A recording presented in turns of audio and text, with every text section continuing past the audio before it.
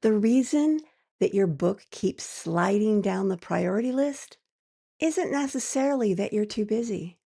It could be because something much more subtle is happening.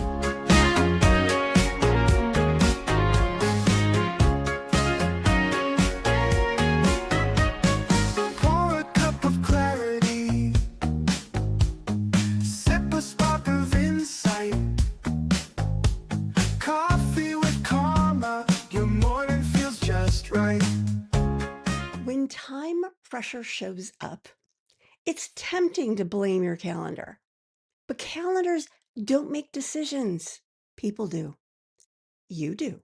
And that's where the real leverage lies. Hi, I'm Carma Spence, and I help established business and leadership experts write, publish, and market client attracting books that elevate their authority and grow their business. If you are watching this video on YouTube, please like this video, comment below, share with your colleagues, and subscribe to my channel for more videos like this because that tells the YouTube algorithm that videos that I do are good for people like you who want to grow their business with books. Now, let's get to the content.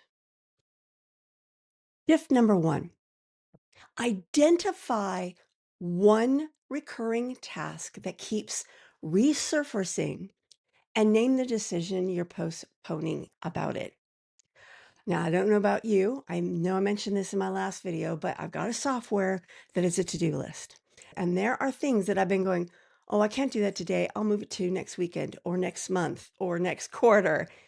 And then next next weekend, next month or next quarter comes up and there it is. And I'm like, I still don't have time for that. Vroom.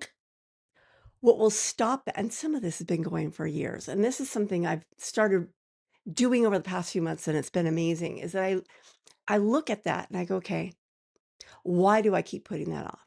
Is it truly that I don't have enough time for it? Or is there something about that task that I haven't decided upon or that has an underlying anxiety for?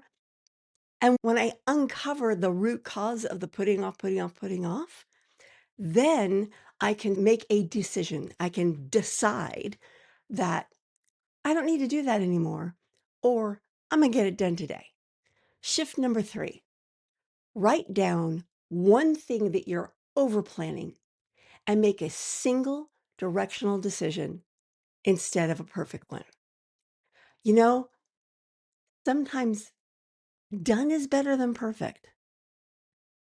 For example, the podcast episode that you actually record is better than the one that you don't. The book that you actually write is better than the one you don't. It is better to make an imperfect decision and fail your way forward than it is to overplan and put off. And believe me, I used to be that person. I totally used to be that person. Just everything had to be perfect and everything had to, all the things. I especially do that with making things look pretty. Sometimes you just have to go with what you got. For example, I continued to record this podcast even when my backdrop wasn't done. It is now done. See the lights? The lights aren't quite at the way they were when my background was brick, but I made them work. And you know what? I kind of like this backdrop. I might be doing more stuff to it. I don't know. We'll see. But right now, this is pretty good. I like it. Done is better than perfect. And shift number three. But before I get to shift number three, if you are having trouble getting clear, because clarity has to come before the decision, then you might enjoy my Clarity Compass, which you can get at karmaspence.com/Clarity Compass. It helps you decide what message you want to be known for, and then helps you kind of plan out how you're going to unveil or release that message into the world. Again, it's perfectly free, karmaspence.com/Clarity Compass. Now on to shift number three, scan your next 7 days. Mark one obligation that you're maintaining out of habit rather than strategy. We do a lot of things because that's the way we've always done them.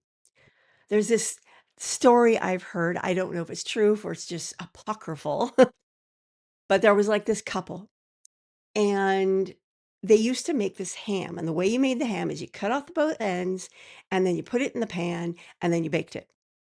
And grandma made it that way, mom made it that way, and the daughter was about to make it that way, and she made it that way, but then she's like, "Why do we cut off the ends? They're perfectly good ends." So she asks her grandmother, "Why does the recipe call for cutting off the ends?" And the grandmother said, "Because the ham was too big for my pan." So, because she was being practical with what her resources were, that little habit got passed down at least 2 generations before they went, "We don't need to do this." We all have habits like that. Habits that we're doing because that's the way we've always done them. Examine them.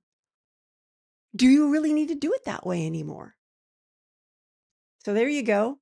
3 shifts for busy experts that will help you make use of the time that you have more effectively and efficiently. Because the thing these 3 shifts do, it reduces the load. It reduces the load by getting rid of the chaff so that you only keep the wheat in your calendar. On my next video, I'm going to be sharing with you 3 productivity lessons that I pulled from the film Groundhog Day. Yes, Bill Murray, Groundhog Day. I will see you then. Until then, this is Karma Spence saying ciao for now.